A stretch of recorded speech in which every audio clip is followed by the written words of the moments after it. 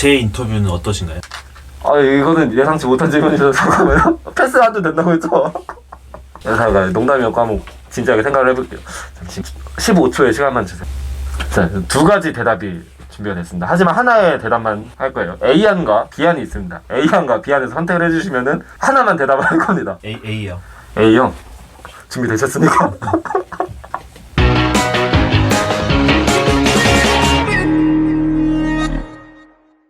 사람, 오래된 사람을 만날 때 오래되면서 내 내면에 있는 모습도 보이고 속마음도 보이고, 뭐 제가 막 속마음이 많이 구려요. 속마음이 사실 내면은 나쁜 사람은 아니지만 가끔은 이런 내면을 표출하는 게 두렵고 그런 게 망설여져서 이 낯선 사람과의 거리감에 오히려 만족했기 때문에 그랬던 게 아닐까 싶어요. 많은 사람들이 낯선 사람이 낯설기 때문에 낯설다라고 말하지만 저는 그 거리감이 오히려 나를 크게 보이지 않는 그 거리감이 마음에 들었기 때문에 낯선 사람과의 만남을 좋아하기도 했죠. 그렇다고 가까운 사람과 잘 못 지내는 건 아니에요. 요즘 코로나 시국인데 낯선 사람을 어디서 만나시나요? 그래서 요즘 안 만나죠. 요즘 동굴에서 지냅니다. 포천 동굴. 잘 지키고 있어요? 사회적 거리두기. 그쵸. 인터뷰라고도 적어주셨는데 인터뷰는 어떤 내용이신가요? 네, 지금 하는 것도 인터뷰지만 사실은 제가 사람들의 이야기를 모으는 과정도 인터뷰를 통해서 많이 모았거든요. 그래서 저도 인터뷰에 대한 관심이 많아서 인터뷰라고 적었죠. 어떤 관심이신가요?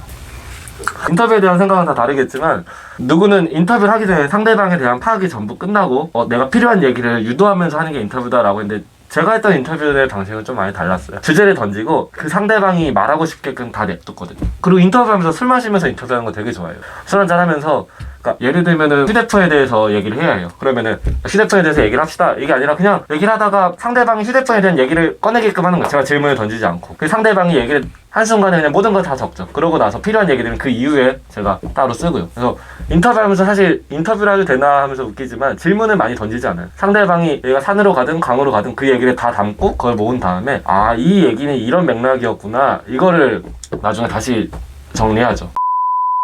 저는 그런 방식으로 인터뷰했는데 뭐 이게 맞다 이런 방식이 좋다 아니지만 그렇게 인터뷰를 했을 때 상대방이 정말 내면에 있는 얘기까지 쉽게 나오더라고요. 누군가의 대화를 할 때 중요한 거는 어떤 좋은 질문을 던지냐, 어떤 좋은 주제를 던지냐가 아니라 이야기를 잘 듣는 게 오히려 인터뷰로서 잘하는 걸 수도 있겠다라는 생각을 했어요. 질문을 던지는 자가 아니라 듣는 입장으로서 인터뷰를 하는 거, 그게 제 인터뷰에 관한 생각이에요.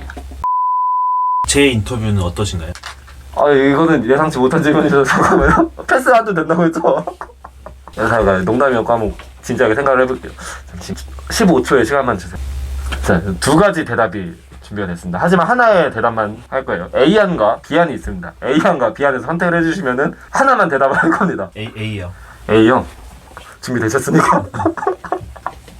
말씀해주세요. 알겠습니다.